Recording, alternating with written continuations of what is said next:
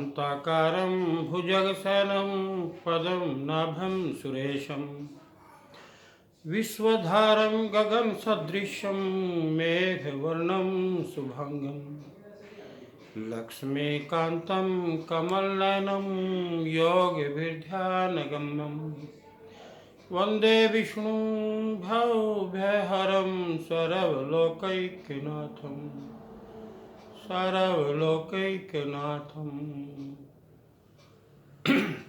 बोलो सच्चिदानंद भगवान की जय, कृष्ण बलदेव की जय, बांके बिहारी लाल की जय। ओम नमः भगवते श्री वासुदेवाय नमः।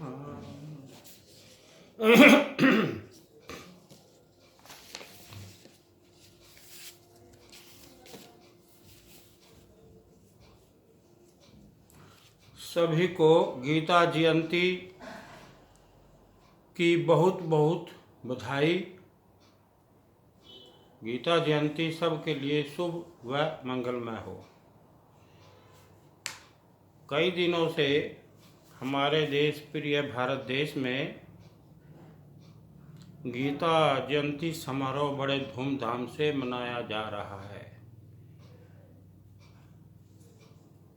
यह दिव्य रूहानी डिस्कशन हो रहा है, जिसमें गीता जयंती के उपलक्ष्य में आज गीता के ऊपर कुछ एक दो लाइन पर विचार किया जाएगा जो बड़ा महत्वशील है।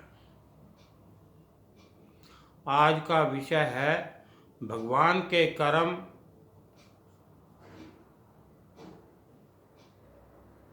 जन्म दिव्य पवित्र व अलौकिक होते हैं। आजकल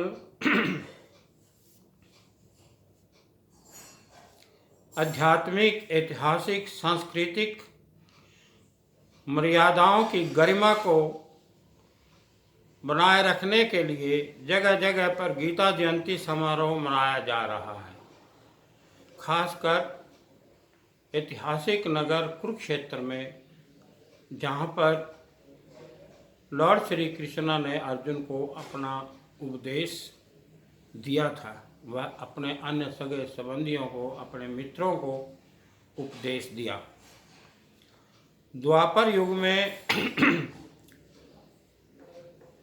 यह जो जगह है कुरुक्षेत्र राजा क्रूर की राजधानी होती थी। अपने दिव्य उपदेश में लॉर्ड श्री कृष्णा ने a sweet song of Shrimad Bhagavad Gita के अध्याय 4 श्लोक 9 में जो उन्होंने कहा, उसकी एक दो पंक्तियाँ, भव्य पंक्तियाँ पर हम प्रकाश डालने का प्रयास करेंगे। अब वो कौन सी पंक्तियां हैं? जन्म करम चामे दिव्यमेवं यो वेत्ति तत्वता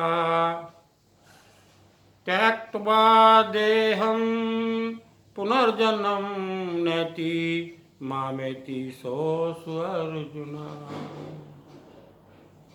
भगवान श्री कृष्ण अर्जुन को कहते हैं, हे अर्जुन, मेरे जन्म और कर्म दिव्य अर्थात निर्मल और अलौकिक हैं।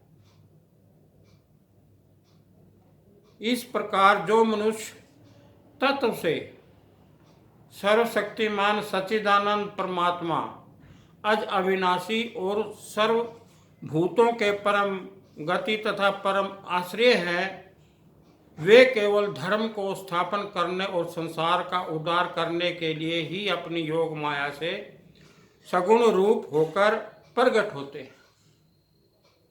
भगवान जो है वो अपनी योग माया द्वारा सर्वभूतों को परम गति तथा परम आश्रय व केवल धर्म की स्थापना करने के लिए ही संसार का उद्धार करने के लिए ही प्रकट होते हैं। जैसा कि अब वर्तमान में भगवान प्रकट हो चुके हैं।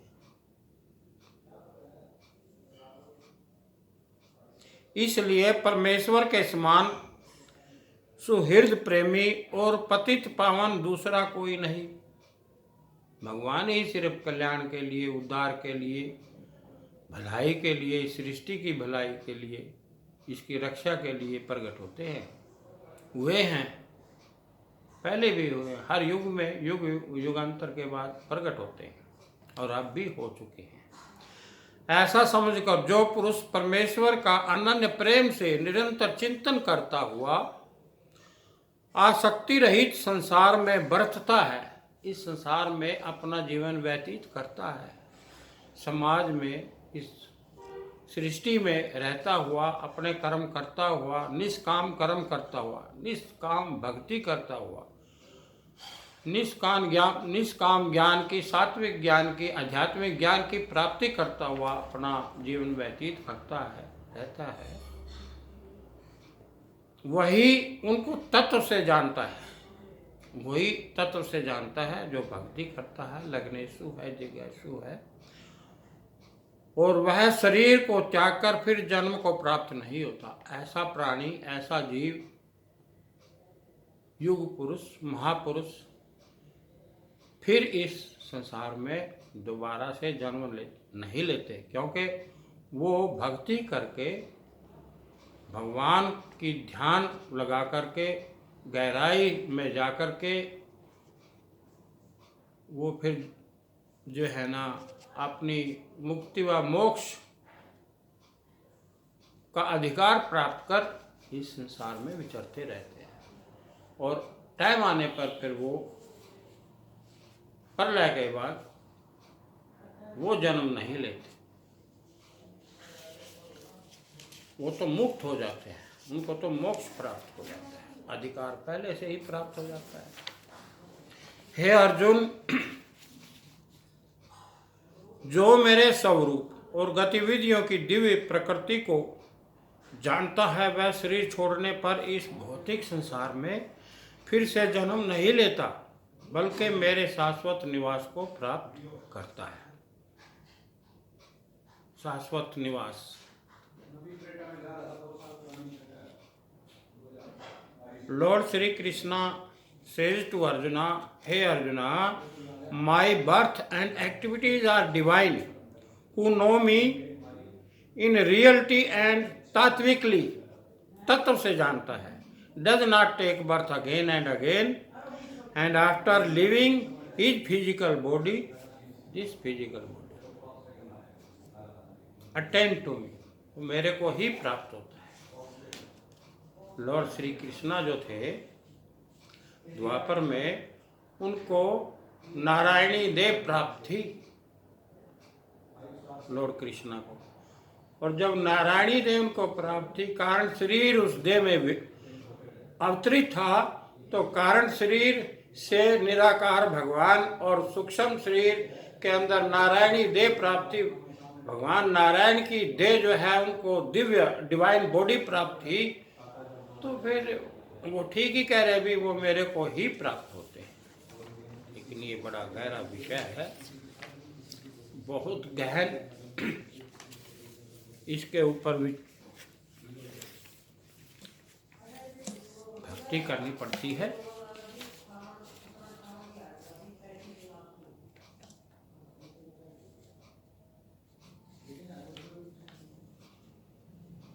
अद्वैतम अच्युतम अनादिम अनंत रूपम, ब्रह्म संहिता 5:33 में कहा गया है कि भगवान के कई रूप व अवतार हुए हैं। कई रूप हैं भगवान के, दिव्य रूप, ये नहीं भी कोई एक ही रूप से भगवान ने तो बहुत अवतार लिए हैं, लेकिन भगवान के जो दिव्य अनुभवी जो शरीर है, दिव्य जिन रूपों में उसने अवतार लिया है, वो भी कई है, कई रूप है, और जो प्राकृतिक शरीर धारण के वो भी कई हो चुके हैं, सब जानते हो आप, शास्त्रों में लेख है इन चीज़ों का। तो ब्रह्म संहिता 5:33 में कहा गया कि भगवान के कई रूप व अवतार हुए हैं। हम अभी दर्शाएंगे भगवान के जो दिव्य रूप है, भगवान के भी दिव्य रूप होते हैं, ऐसी बात है, वो दर्शाएंगे आपको।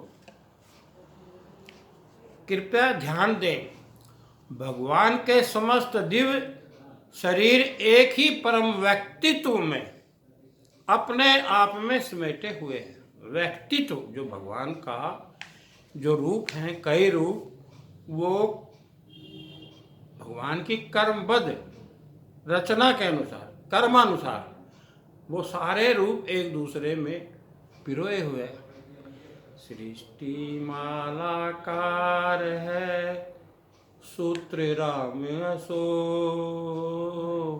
सभी पिरोए शोभते, इसमें सुंदर लोग। स्वामी सत्यानंद जी।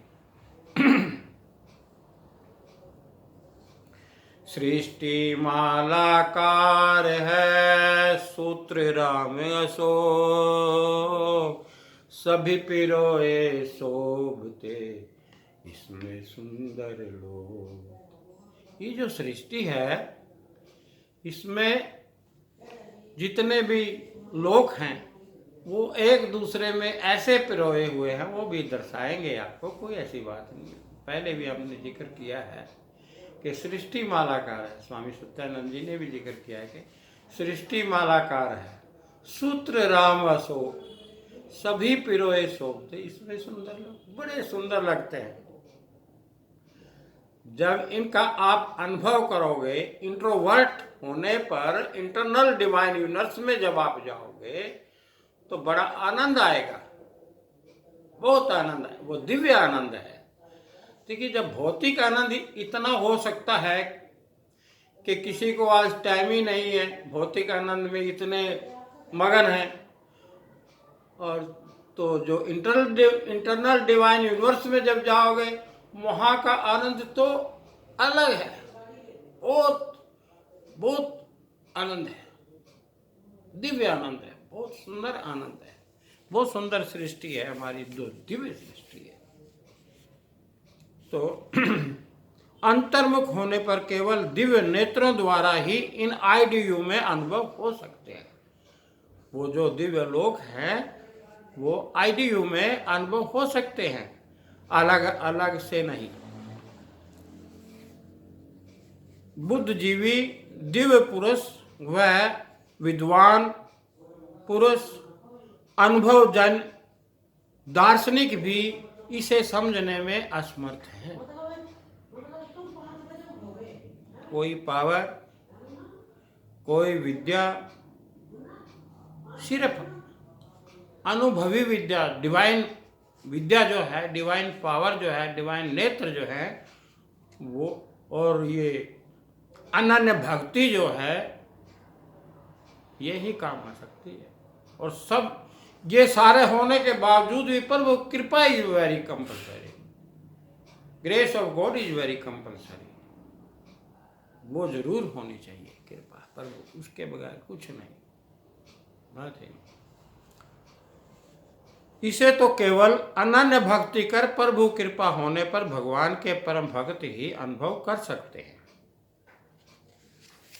केवल भगवान के जो परम भगत हैं, परम दास हैं, जो दिन रात प्रभु चरणों से लिपटे रहते हैं, वही भगवान की अनन्य भक्ति कर भगवान के दर्शन कर सकते हैं।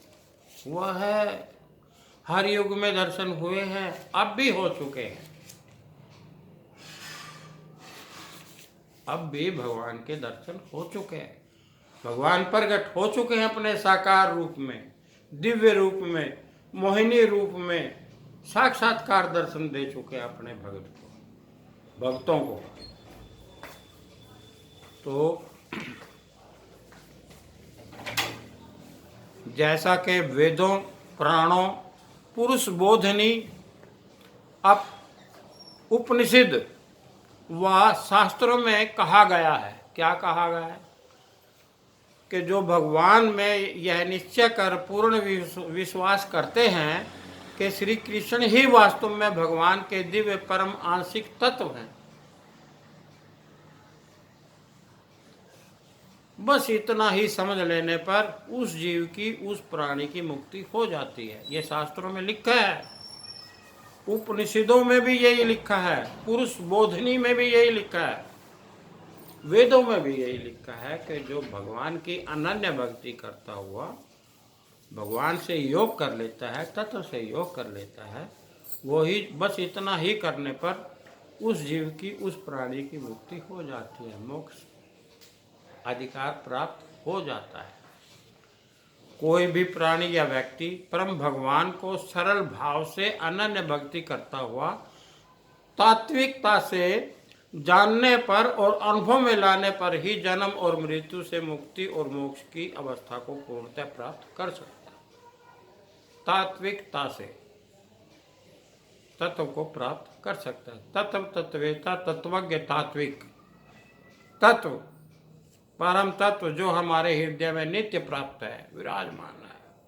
भगवान का जो अंश हमारे हृदय में, इस सृष्टि में, ये जो सृष्टि है इसमें आंशिक रूप से विद्यमान है, हर सृष्टियों में विद्यमान है भगवान का।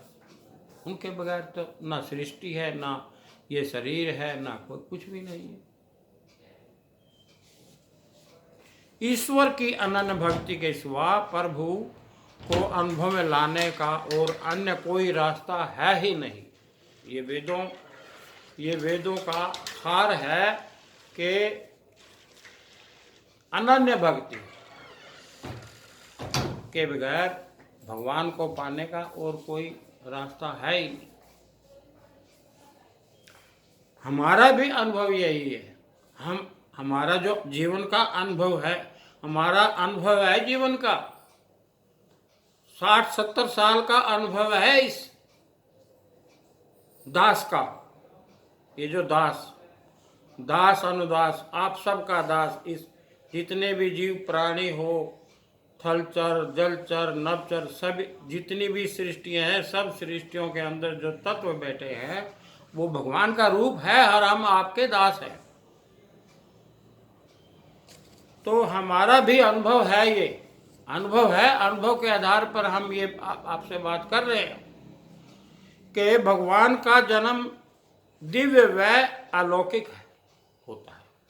माँ के गर्भ से कल पीछे भी हमने जिक्र किया कि भगवान का जो जन्म है वो अलौकिक है।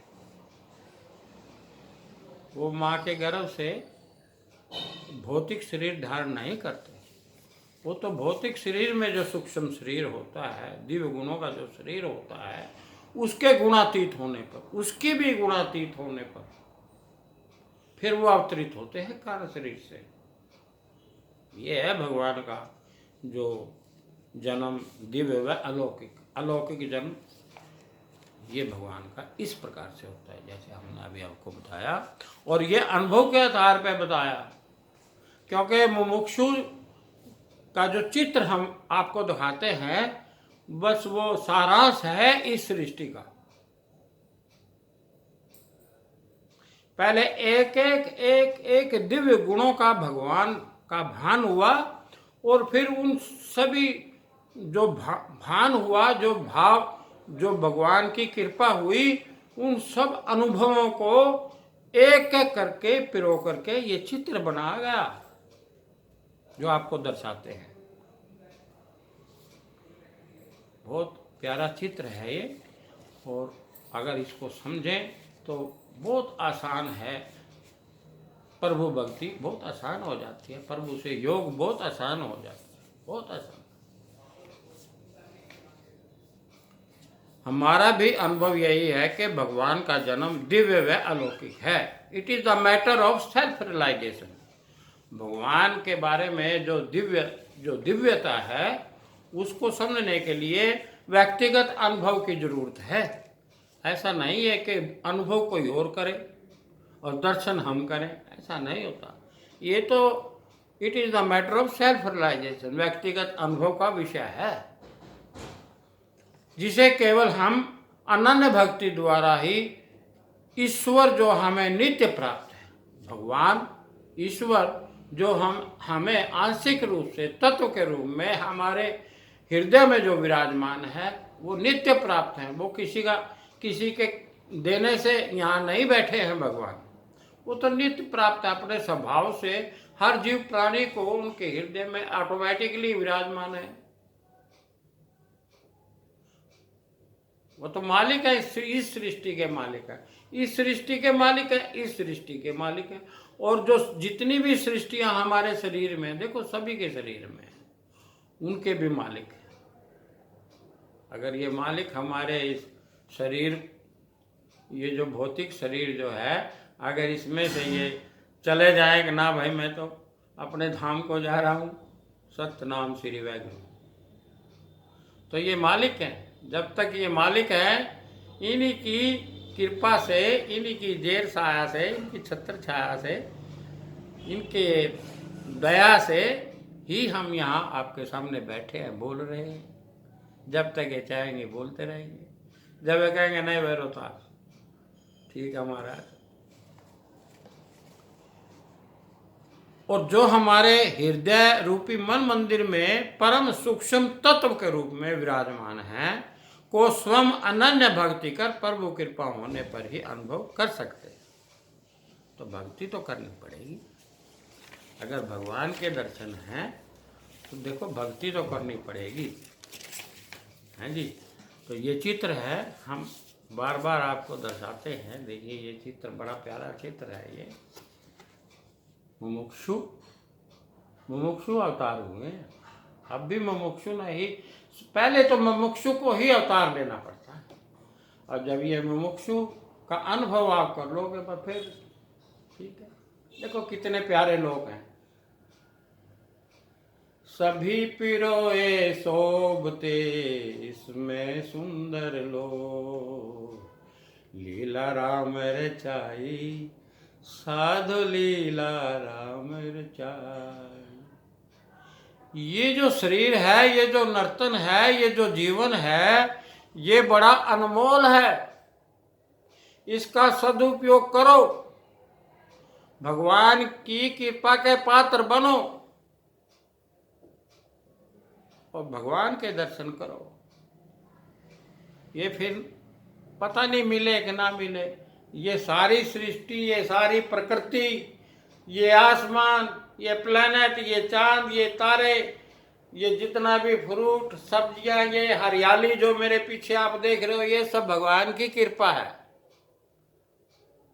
और उसी की कृपा से यहाँ बैठे हैं आप सब के बीच में। तो ये मुमुक्षु हैं और ये देखो ये सारे लोग हैं। यहाँ पर शक्ति हमारे यहाँ पर विराजमान होती है और ये सभी चक्रों को भेदती हुई, क्रॉस करती हुई, यहाँ पर ये जो हमारा दिव्य ब्रह्मांड है, सहस्र कमल है, इसको क्रॉस करती हुई और इस सृष्टि को क्रॉस करती हुई, जिसमें ये प्लैनेट दिखाए गए हैं, गैलेक्सी दिखाई गई हैं, और ये तुरिया के माध्यम से, ये जो तुरिया है क्रिया, ये तुरिया क्रिया है, इसके बीच में दिव्य रास्ता होता है, बेतरनी होती है जो भव सागर को पार करवाती है। तो हम जब भव सागर को पार करते हैं तो देखो ये कृष्णा भी हमारे को मिलने के लिए आ रहे हैं। ये दिखाया गया है, ऊपर से कृष्ण आ रहे हैं, इधर से हमारा सूक्ष्म शरीर जा रहा है। फिर जब ये गुणातीत हो जाते हैं तो दोनों जफिया पाते हैं, ये आपस में बड़ा प्रेम करते हैं, बड़े दयालु हैं, ये बड़े व्याकुल होते हैं अपने भगत से मिलने के लिए। देखो ये आप अपने दिव्य अक्षांश को ही छोड़ के नीचे आ गए। देखो ये आपके सामने कितने दयालु हैं भगवान। हम अगर एक कदम बढ़ाएं तो 1000 कदम ये बढ़ाते हैं, पूरी सृष्टि को क्रॉस करके एकदम क्षणभंगुर है मालिक और एक क्षण में प्रकट हो जाते हैं। ये प्रकट हो गए देखो आपके सामने। बड़ा आसान है, बड़ा सरल है, लेकिन सरल भक्ति जो है उसमें प्रभु को पाना बड़ा आसान है। भक्ति करनी चाहिए।